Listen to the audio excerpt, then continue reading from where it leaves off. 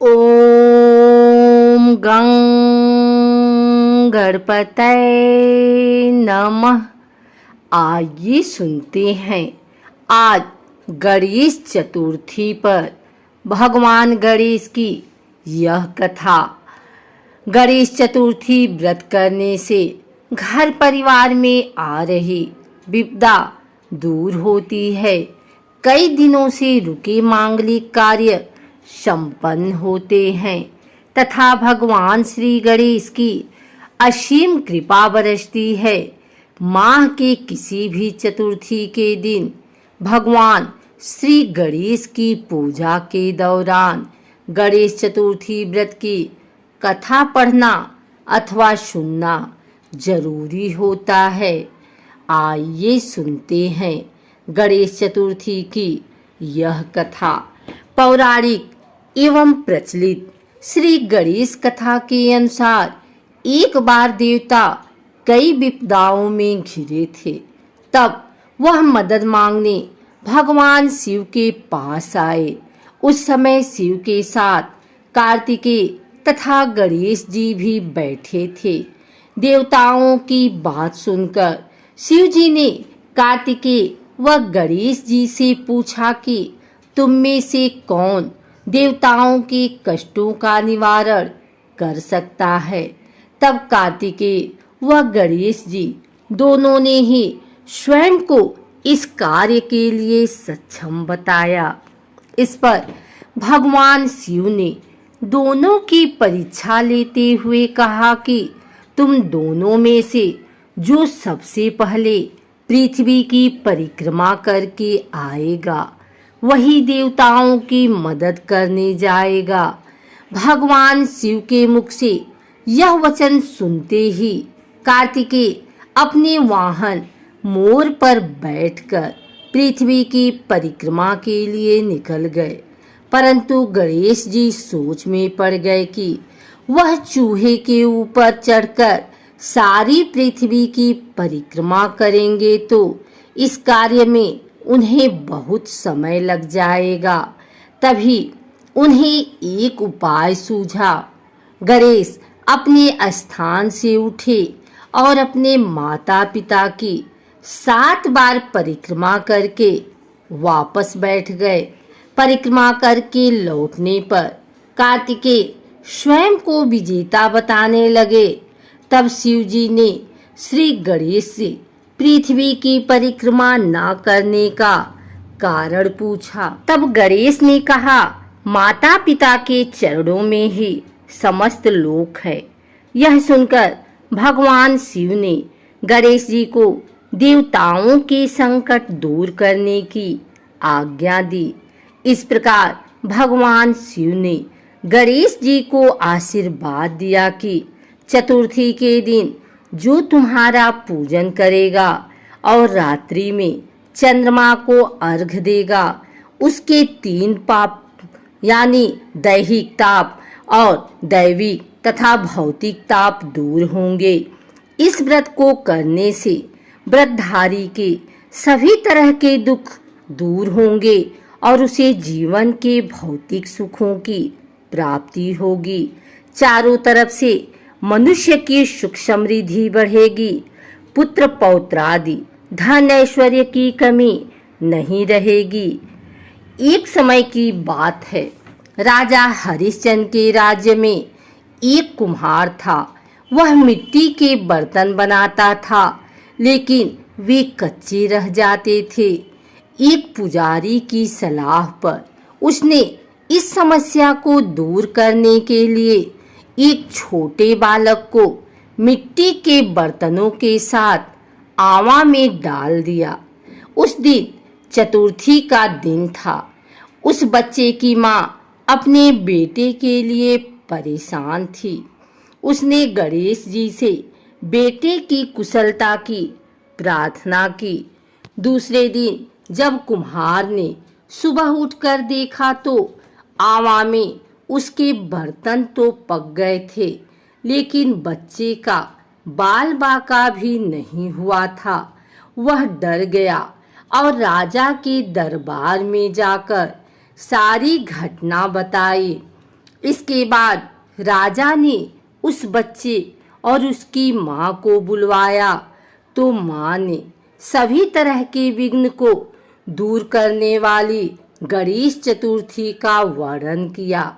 इस घटना के बाद से महिलाएं संतान और परिवार के सौभाग्य के लिए गणेश चतुर्थी का व्रत करने लगी। एक समय की बात है, विष्णु भगवान का विवाह लक्ष्मी जी के साथ निश्चित हो गया। विवाह की तैयारी होने लगी। सभी देवताओं को निमंत्रण भेजे गए, परंतु गणेश जी को निमंत्रण नहीं दिया। कारण जो भी रहा हो, अब भगवान विष्णु की बारात जाने का समय आ गया। सभी देवता अपनी पत्नियों के साथ विवाह समारोह में आए। उन सब ने देखा कि गणेश जी कहीं दिखाई नहीं दे रहे हैं। तब वे आपस में चर्चा करने लगे कि क्या गणेश जी को नहीं नेवता है या स्वयं गणेश जी ही नहीं आए हैं। सभी को इस बात पर आश्चर्य होने लगा। तभी सबने विचार किया कि विष्णु भगवान से ही इसका कारण पूछा जाए। विष्णु भगवान से पूछने पर उन्होंने कहा कि हमने गणेश जी के पिता भोलेनाथ महादेव को न्योता भेजा है। यदि गणेश जी अपने पिता के साथ आना चाहते हैं तो आ जाते। अलग से न्योता देने की कोई आवश्यकता भी नहीं थी। दूसरी बात यह है कि उनको 1.25 मन मूंग, 1.25 मन चावल, 1.25 मन घी और 1.25 मन लड्डू का भोजन दिन भर में चाहिए। यदि गणेश जी नहीं आएंगे तो कोई बात नहीं, दूसरे के घर जाकर इतना सारा खाना पीना अच्छा भी नहीं लगता। इतनी वार्ता कर ही रहे थे कि किसी एक ने सुझाव दिया, यदि गणेश जी आ भी जाएं तो उनको द्वारपाल बनाकर बैठा देंगे कि आप घर की याद रखना। आप तो चूहे पर बैठकर धीरे धीरे चलोगे तो बारात से बहुत पीछे रह जाओगे। यह सुझाव भी सबको पसंद आ गया तो विष्णु भगवान ने भी अपनी सहमति दे दी। होना क्या था कि इतने में गणेश जी वहां आ पहुंचे और उन्हें समझा बुझाकर घर की रखवाली करने बैठा दिया। बारात चल दी। तब नारद जी ने देखा कि गणेश जी तो दरवाजे पर ही बैठे हुए हैं, तो वे गणेश जी के पास गए और रुकने का कारण पूछा। गणेश जी कहने लगे कि विष्णु भगवान ने मेरा बहुत अपमान किया है। नारद जी ने कहा कि आप अपनी मूषक सेना को आगे भेज दें तो वह रास्ता खोद देगी, जिससे उनके वाहन धरती में धंस जाएंगे। तब आपको सम्मान पूर्वक बुलाना पड़ेगा। अब तो गणेश जी ने अपनी मूषक सेना जल्दी से आगे भेज दी और सेना ने जमीन पोली कर दी। जब बारात वहां से निकली तो रथों के पहिए धरती में धंस गए। लाख कोशिश करें परंतु पहिए नहीं निकले। सभी ने अपने अपने उपाय किए परंतु पहिए तो नहीं निकले, बल्कि जगह जगह से टूट गए। किसी की समझ में नहीं आ रहा था कि अब क्या किया जाए। तब तो नारद जी ने कहा, आप लोगों ने गणेश जी का अपमान करके अच्छा नहीं किया। यदि उन्हें मना कर लाया जाए तो आपका कार्य सिद्ध हो सकता है और यह संकट टल सकता है। शंकर भगवान ने अपने दूत नंदी को भेजा और वे गणेश जी को लेकर आए। गणेश जी का आदर सम्मान के साथ पूजन किया। तब कहीं रथ के पहिए निकले। अब रथ के पहिए निकल तो गए परंतु वे टूट फूट गए तो उन्हें सुधारे कौन। पास के खेत में खाती काम कर रहा था। उसे बुलाया गया। खाती अपना कार्य करने के पहले श्री गणेशाय नमः कहकर गणेश जी की वंदना मन ही मन करने लगा। देखते ही देखते खाती ने सभी पहियों को ठीक कर दिया। तब खाती कहने लगा कि हे देवताओं, आपने सर्वप्रथम गणेश जी को नहीं मनाया होगा और न ही उनकी पूजन की होगी, इसलिए तो आपके साथ यह संकट आया है।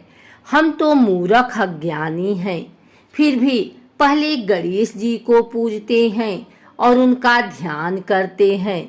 आप लोग तो देवतागण हैं, फिर भी आप गणेश जी को कैसे भूल गए? अब आप लोग भगवान श्री गणेश जी की जय बोलकर जाएं, तो आपके सब काम बन जाएंगे और कोई संकट भी नहीं आएगा। ऐसा कहते हुए बारात वहां से चल दी और विष्णु भगवान का लक्ष्मी जी के साथ विवाह संपन्न करा के सभी सकुशल घर लौट आए। हे गणेश जी महाराज, आपने विष्णु को जैसा कारज सारियो, ऐसो कारज सबको सिद्ध कर जो। बोलो गजानन भगवान की जय।